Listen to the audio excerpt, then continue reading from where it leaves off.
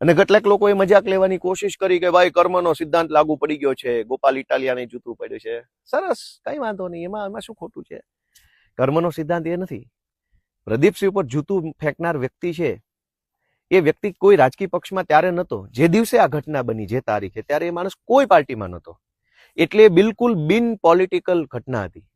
જ્યારે ગોપાલ ઇટાલિયા પર જૂતું ફેંકનાર માણસ તો કોંગ્રેસી છે અને પોલીસના સપોર્ટમાં આવેલો છે. એ કોઈ મરદ માણસ નથી, એ તો સ્ત્રૈણ માણસ છે.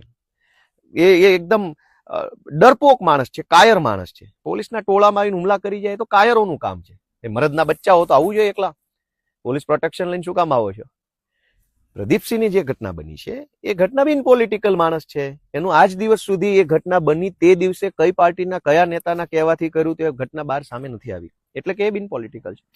ગોપાલ ઇટાલિયા ઉપર જૂતું ફેંકનાર માણસ છે એ તો રાજકીય છે, કોંગ્રેસી છે. પહેલી વાત. બીજી વસ્તુ કે પ્રદીપસિંહ ઉપર જૂતું ફેંકનાર વ્યક્તિ જે છે એનો વાંધો ભ્રષ્ટાચાર સામે, તાનાશાહી સામે, એનો વાંધો સરકારની શોષણભરી નીતિઓ સામે હતો. અને એ વખતે એ વ્યક્તિએ કીધું કે ભાઈ મારો વાંધો આ વાતને લઈને છે, વ્યક્તિ સાથે નથી. પણ એ વાતનો વાંધો નોંધાવવા માટેની કોઈ ઘટના છે. ગોપાલ ઇટાલિયા પર જૂતું ફેંકનાર વ્યક્તિ તો કાયર છે, સ્ત્રૈણ માણસ છે. સ્ત્રૈણ, પુરુષ નહીં, સ્ત્રી નહીં, મિક્સમાં જે સ્ત્રૈણ ટાઈપનો માણસ હોય ને, કાયર માણસ, કે જે બતાવે એવું કે બહુ મોટો ભડવીર છે, પણ હકીકતમાં તો એ એકદમ કહેવાય ને કે ડરપોક માણસ હોય છે, નાકારા માણસ.